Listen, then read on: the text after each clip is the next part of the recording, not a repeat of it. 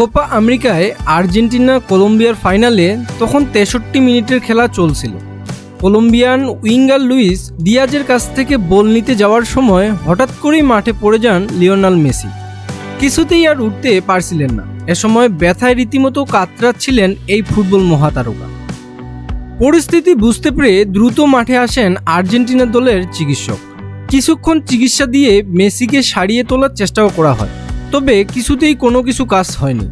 শেষ পর্যন্ত মাঠের বাইরে চলে যেতে বাধ্য হন আর্জেন্টাইন অধিনায়ক। ম্যাচ চলার সময় এক পর্যায়ে মেসিকে হতাশায় কাঁদতেও দেখা গেছে। আর ম্যাচ শেষে মেসির ফুলে যাওয়া আঙুলের ছবি সামাজিক যোগাযোগ মাধ্যমেও ভাইরাল হয়েছে। এরপর থেকে ভক্ত সমর্থকের মধ্যে অনেকেরই প্রশ্ন, চোট কাটিয়ে মেসি ফিরবেন কবে?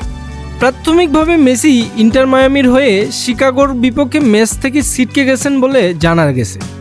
এছাড়াও পরীক্ষা নিরীক্ষা ফলাফলের পর জানা যাবে আগস্টের শেষ দিকে সিনসিনাটির বিপক্ষে ম্যাচটি তিনি খেলতে পারবেন কিনা। মেসি যে ধরনের চোটে পড়েছেন সেটা থেকে সেরে উঠতে সাধারণত ২০ দিনের মতো লাগে। তবে আঙুলের লিগামেন্ট যদি ক্ষতিগ্রস্ত হয় তবে ফেরার সময় আরও দীর্ঘমেয়াদী হবে। চোটে পড়ে দলের চিকিৎসকরা মেসিকে প্রাথমিক চিকিৎসা দিলেও হাঁটতে বেশ কষ্ট হচ্ছিল তার।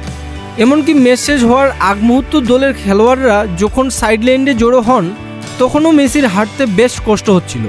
এ সময় কোচিং স্টাফের সাহায্য নিতে দেখা গেছে তাকে। সাম্প্রতিক সময়ে চোট বেশ ভোগাচ্ছে মেসিকে। চোটের কারণে ইন্টার মায়ামি ও জাতীয় দলে বেশ কিছু ম্যাচও মিস করবেন তিনি। আঙুলের চোট যুক্ত হওয়ায় পরিস্থিতি আরও খারাপ হলো।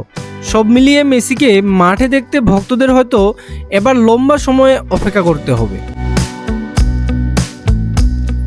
রাব্বিল ইসলাম, আই স্পোর্টস।